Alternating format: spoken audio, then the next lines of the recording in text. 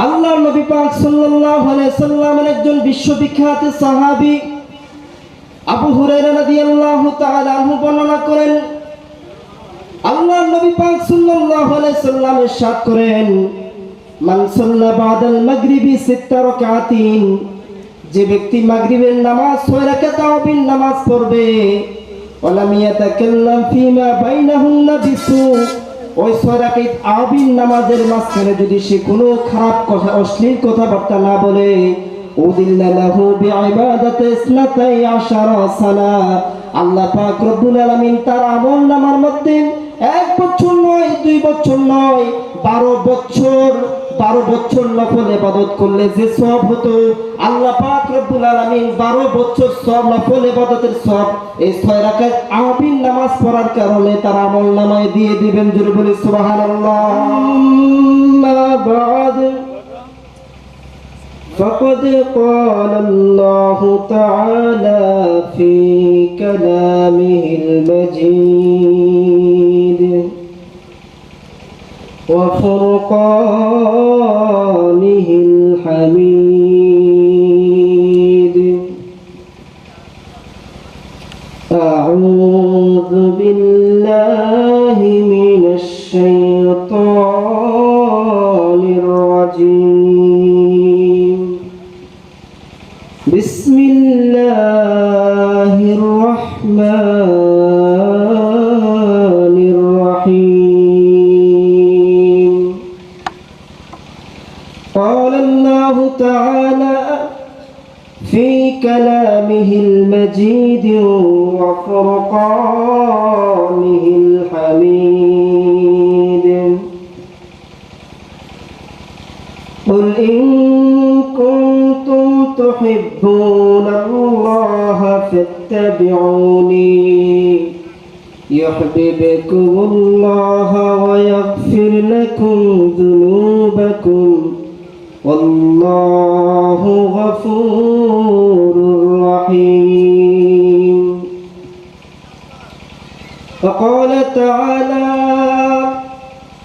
في شان حبيبه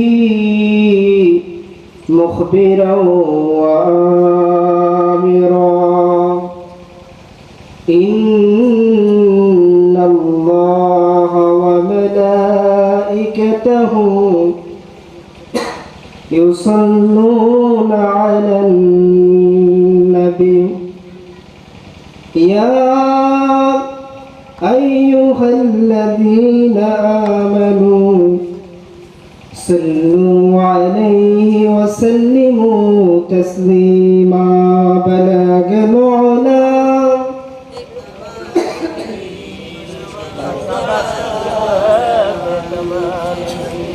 حسنت جميع خصاله صلوا عليه وآله. প্রাণ খুলে দিল খুলে বলেন, بلغ العلا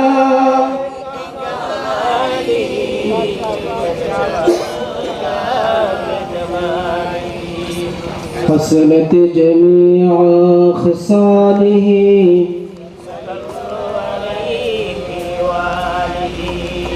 नहीं तो जहां में मिसाले मुहम्मद, जमाले खुदा है कमाले मुहम्मद। बलगल उला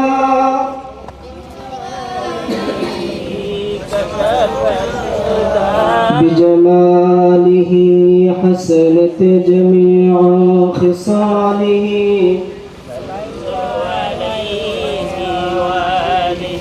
हे रसूल তোমায় ভালোবাসি, অন্তরে শুধুই মুখে নাম, জান্নাতের আশা নয় হে রাসূল,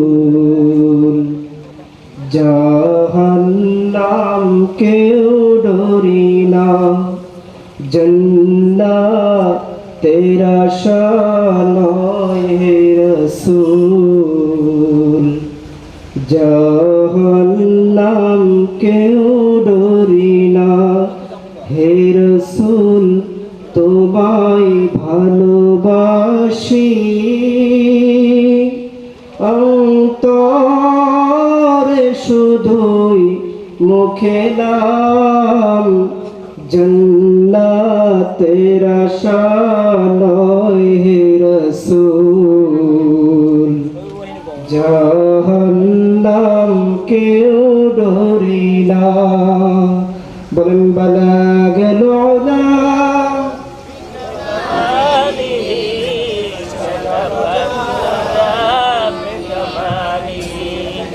حسنت جميع خصاله اللهم صل وسلم وبارك عليه معزز محترم واجب الاحترام ذو المجد والاحتشام सरसीना दरबार शरीफेर मरहुम पीर साहेब बाहरे शरीयत मुजद्दिदे जमान कुतुबुल आलम हजरत मौलाना शाह सूफी मोहम्मद मुहिब्बुल्लाह रहमतुल्लाह अलैहिर स्मरणे इसाले सवाब ও বার্ষিক ওয়াজ মাহফিলের প্রধান মেহমান হিসেবে তাশরিফ আনবেন অত্র খাগড়াছড়ি জেলার সাবেক সংসদ সদস্য বিএনপির সম্মানিত সভাপতি আব্দুল ওয়াদুদ ভুঁইয়া সাহেব প্রধান বক্তা হিসেবে উপস্থিত থাকবেন আন্তর্জাতিক খ্যাতিসম্পন্ন মুফাসসিরে কোরআন সমুদুর কণ্ঠস্বর আলহাজ হযরত মাওলানা মুফতি মোহাম্মদ শামসুল আলম মুহিব্বি সাহেব মুহাদ্দিস সারসিনা দারুস সুন্নাত জামে নেসরিয়া দিনিয়া উপস্থিত রয়েছেন অত্র মাহফিলের বিশেষ বক্তা মাওলানা মোহাম্মদ ইয়াসিন আরাফাত সালিহি সাহেব আলোচনা করবেন মাওলানা সাইফুল ইসলাম হিজবুল্লাহ আর উপস্থিত থাকবেন হযরত উলামায়ে কেরাম তুলাবায়ে আযম অত্র সমাজের সম্মানিত মুরব্বিয়ানে কেরাম सरसीना दरबार शरीफेर पीर भाई मुहिब्बिन मुताअल्लिकिन मुताकिदिन ও আমার প্যারে হাজিরিন সর্বপ্রথম শুকরিয়া আদায় করছি সে মহান তাবারক ওয়া তাআলার দরবারে যে মহান তাবারক ওয়া তাআলা আমাদের শরীরটাকে সুস্থ রেখে সবল রেখে আজকে আজিমুশান জান্নাতের বাগানে উপস্থিত হওয়ার তৌফিক দান করেছেন সেজন্য শুকরিয়া তার একটু উচ্চ আওয়াজে বলি আলহামদুলিল্লাহ আর একটু জোরে বলি আলহামদুলিল্লাহ আমরা শুকরিয়া আদায় করব একজনের চিৎকার দিয়ে বলেন তিনি কে আল্লাহর শুকরিয়া আদায় করলে বরকত দিবেন কে আমাদের বরকত দিবেন কে অতএব শুকরিয়া আদায় করার দরকার আছে না নাই একটু জোরে সুরে বলি আলহামদুলিল্লাহ প্যারা হাজিরিন আল্লাহ পাক রব্বুল আলামিন বলেছেন লাইন শাকারতুম লা আযীদান্নাকুম ওয়া লাইন কাফারতুম ইন্না আযাবি লাশাদীদ জোরে বলি সুবহানাল্লাহ লাইন শাকারতুম যদি তোমরা আমি আল্লাহর শুকরিয়া আদায় করো লা আযীদান্নাকুম তাহলে আমি আল্লাহ পাক রব্বুল আলামিন শুকরিয়া আদায় করার বদলতে তুমি যে জিনিসটার শুকরিয়া আদায় করবা সেই জিনিসটার বরকত আমি দান করে দেব জোরে বলি সুবহানাল্লাহ আজকে মাহফিলে আসতে পেরেছি এজন্য শুকরিয়া আদায় করলাম এজন্য বারবার মাহফিলে আসার তৌফিক দিবেন কে আল্লাহ সম্মানিত হাজিরিন আজকে মাগরিবের নামাজের পরে আমরা সালাতুল আওয়াবিন নামাজ পড়লাম দুই রাকাত করে কয় রাকাত পড়লাম 6 রাকাত আওয়াবিন নামাজ পড়েছি কি পড়ছি কি পড়ি না এটা সারসিনা দরবার শরীফে আপনি 365 দিনে যে কোনো দিনে সেখানে যাবেন দরবারে যাবেন দেখবেন সারসিনা দরবার শরীফে এই আমলটা ওই 100 বছর আগে আল্লামা নাসিরউদ্দিন আহমদ রহমাতুল্লাহ আলাইহি থাকতে চালু ছিল এখনো পর্যন্ত চালু আছে। জোরে বলি সুবহানাল্লাহ। ভাইরা আমার, এই আওয়াবিন নামাজ যে পড়লেন, এই আওয়াবিন নামাজের কি ফজিলত জানার দরকার আছে না নাই? কি আপনারা কি না জেনে আমল করবেন না জেনে শুনে আমল করবেন? অবশ্যই জেনে শুনে আমল করতে হবে। আমল তো আমরা বানাবো না, আমল আল্লাহ থেকে রাসূল থেকে যেভাবে এসেছে 1450 বছর আগে আমার রাসূল যেভাবে দেখাই দিয়ে গেছেন সেভাবে আমরা আমল করব। ঠিক কিনা বলেন? আপনারা যে আমল করলেন, 6 রাকাত আওয়াবিন নামাজ পড়লেন, এই 6 রাকাত আওয়াবিন নামাজের কি ফজিলত এই সম্পর্কে দরকার আছে না নাই? এর ফজিলত জানার দরকার আছে না নাই? ভাইরা আমার রাসূল পাক সাল্লাল্লাহু আলাইহি সাল্লাম এই 6 রাকাত আওয়াবিন নামাজ সম্পর্কে বলেছেন। বিশ্ববিখ্যাত সাহাবী আবু হুরায়রা রাদিয়াল্লাহু তাআলা আনহু বর্ণনা করেন, বিখ্যাত কিতাব তিরমিজি শরীফের মধ্যে হাদিস খানে এসেছে, আন আবি হুরায়রা রাদিয়াল্লাহু তাআলা আনহু قال قال رسول الله صلى الله عليه وسلم من صلى بعد المغرب 6 ركعات أذل له بعبادة 12 سنة।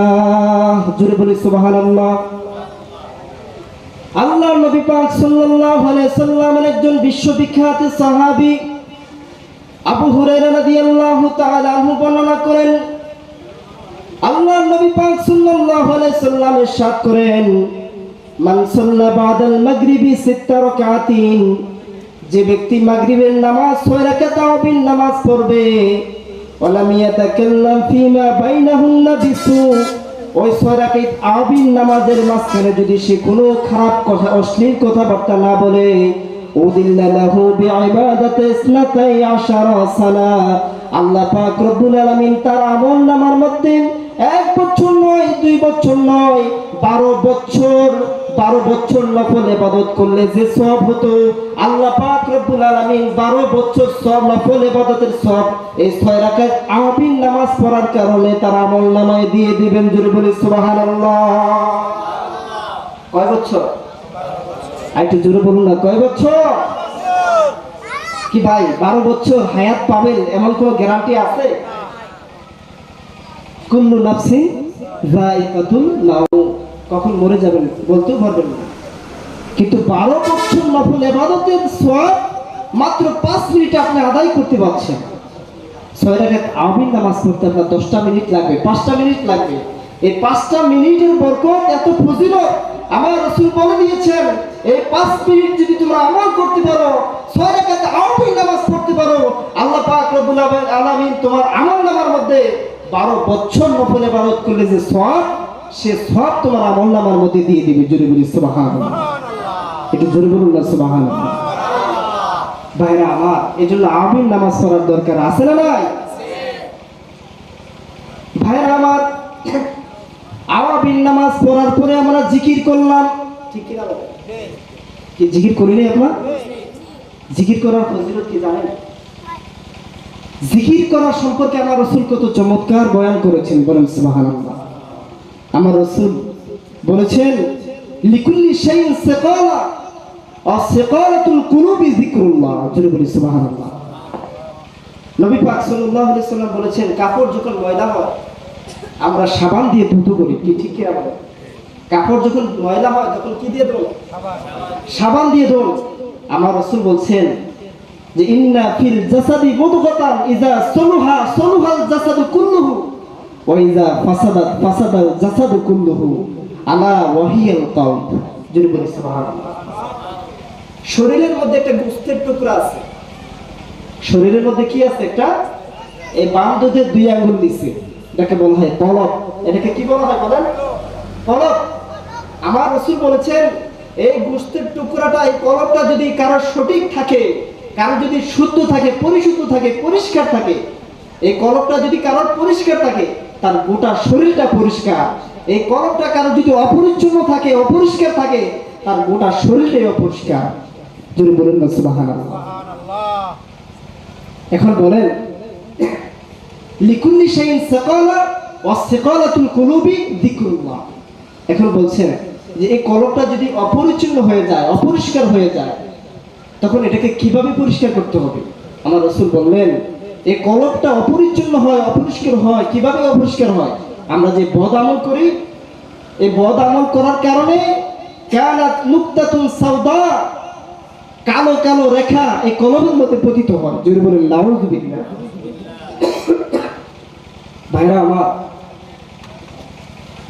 আমরা যে সুদ খাই, আমরা ঘুষ খাই, আমরা নামাজ পড়ি না, আমরা রোজা রাখি না, আমরা যে নামাজ পড়ি না, আমরা যে রোজা রাখি না, এই না রাখার কারণে এই বাম দুধের দুই আঙ্গুল নিচে যে কলব রয়েছে, এই কলবের মধ্যে নুকতাতুন সাওদা, রাসূলের পরিভাষায় নুকতাতুন সাওদা, অর্থাৎ কালো কালো রেখা পতিত হয়। এই কালো কালো রেখাগুলো কিভাবে পরিষ্কার করবেন? আমার রাসূল বলে দিয়েছেন, লিকুল্লি শাইইন সাকালা ওয়া সাকালাতুল কুলুবি যিকরুল্লাহ। এই কালো রেখাগুলো পরিষ্কার করার যন্ত্র হচ্ছে আল্লাহর জিকির। জোরে বলি সুবহানাল্লাহ।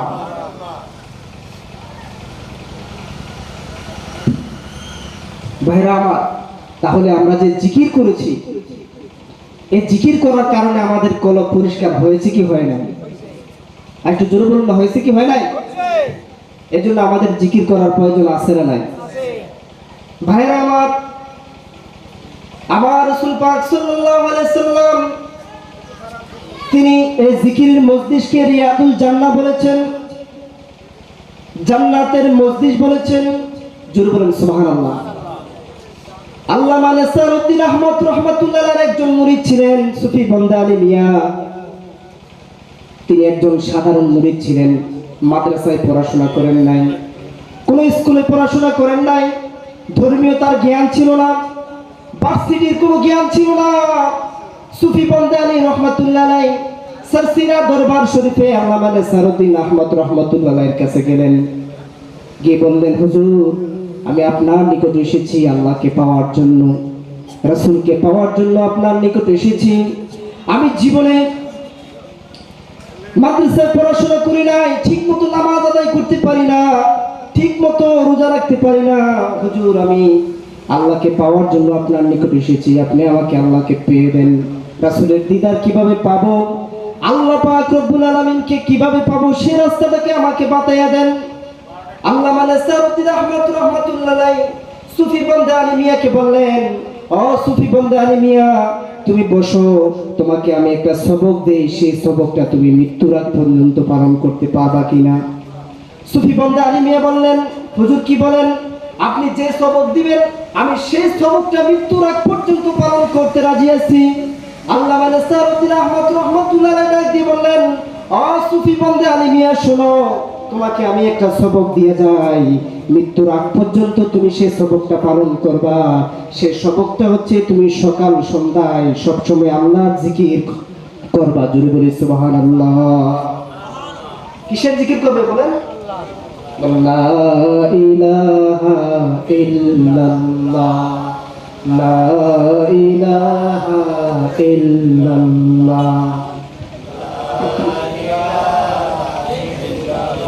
লা ইলাহা ইল্লাল্লাহ মুহাম্মাদুর রাসূলুল্লাহ। জোরে বলি সুবহানাল্লাহ।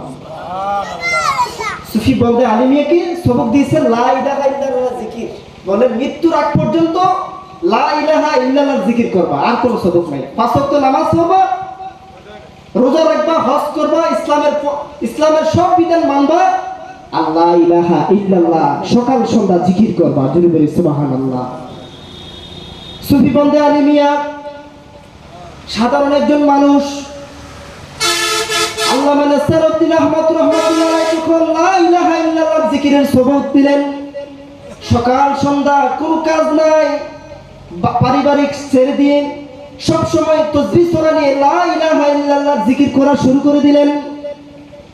এক নয় দুই নয়, অনেক বছর পরে সুফি বান্দা আলী মিয়া মারা গেলেন। বলেন ইন্না লিল্লাহি ওয়া ইন্না ইলাইহি রাজিউন। কিছুদিন পরে মারা গেছে, কয়েক বছর পরে, কিন্তু পীরের সবক সঠিকভাবে পালন করছে। ওই যে পীর যে বলছে আল্লামা নেসারুদ্দিন রহমাতুল্লাহ বলছে যে বাবা লা ইলাহা ইল্লাল্লাহ এই জিকির তুমি ছাড়বে না, সব সময় করবা। এই জিকির করতে লাগলেন। সুফি বন্দে আলী মিয়া যখন ইন্তেকাল করলো, তাকে কবরস্থ করা হলো। কবরস্থ করার পরে অনেক বছর পরে কবরের পাশ দিয়ে তার ছেলে হাঁটতেছিল। এমন সময় দেখে সুফি বন্দে আলী মিয়ার কবর থেকে লা ইলাহা ইল্লাল্লাহর জিকির জারি হয়ে রয়েছে। তার কবরের থেকে কেমন যেন লা ইলাহা ইল্লাল্লাহর জিকিরের আওয়াজ আসতেছে। জোরে বলি সুবহানাল্লাহ, জোরে বলেন সুবহানাল্লাহ। ভাই মরা মানুষকে জিকির করতে পারে কি? ভাই পারে কি? আপনারা কি জীবনে শুনেছেন কবর থেকে লা ইলাহা ইল্লাল্লাহর জিকির শুনছেন? অবাস্তব কাহিনী নয়, এটা পত্রিকায় এসেছে, তাবলীগ পত্রিকায় দেওয়া এসেছে, বিশ্বস্ত পত্রিকায় এসেছে। এটা বাস্তব ঘটনা, কাল্পনিক নয়। ভাইরা আমার, সুফি বন্দে আলী মিয়া রাহমাতুল্লাহ আলাইহির কবর থেকে লা ইলাহা ইল্লাল্লাহর জিকির চালু হলো। ছেলে যখন কবরের পাশ দিয়ে যাচ্ছেন, অবাক হয়ে গেলেন যে বাবার কবর থেকে কেন লা ইলাহা ইল্লাল্লাহর জিকির আসতেছে, বুঝলাম না।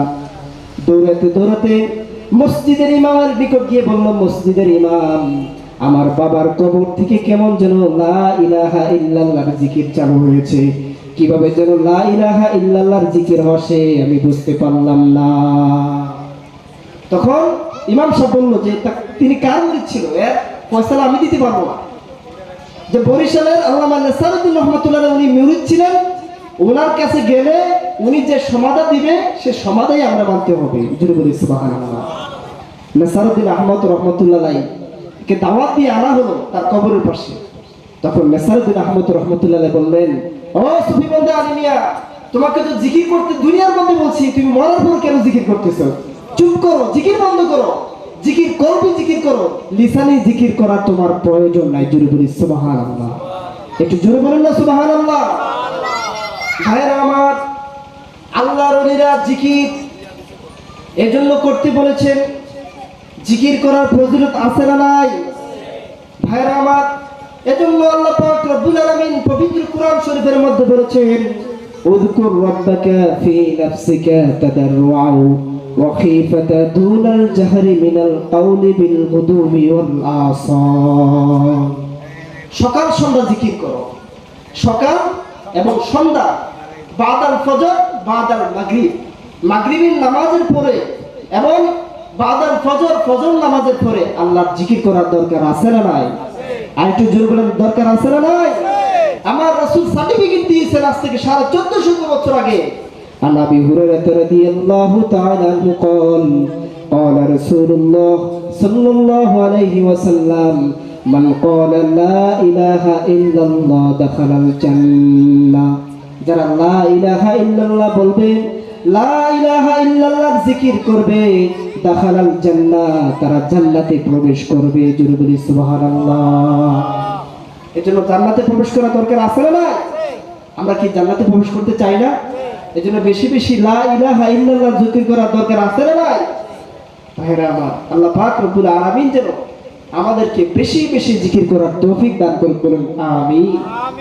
আমরা যেন হক সিলসিলার সাথে যুক্ত থেকে, হক দরবারের সাথে, হক সংগঠনের সাথে যুক্ত থেকে আল্লাহর জিকির করতে করতে যেন আমরা জান্নাতবাসী হতে পারি, আল্লাহর নৈকট্যপ্রাপ্ত বান্দার অন্তর্ভুক্ত হতে পারি, আমরা যেন সলিহিন হতে পারি, সিদ্দিকিন হতে পারি, ওলি আল্লাহ হতে পারি, গাউস কুতুব হতে পারি। আল্লাহ তৌফিক দান করুন, আমিন।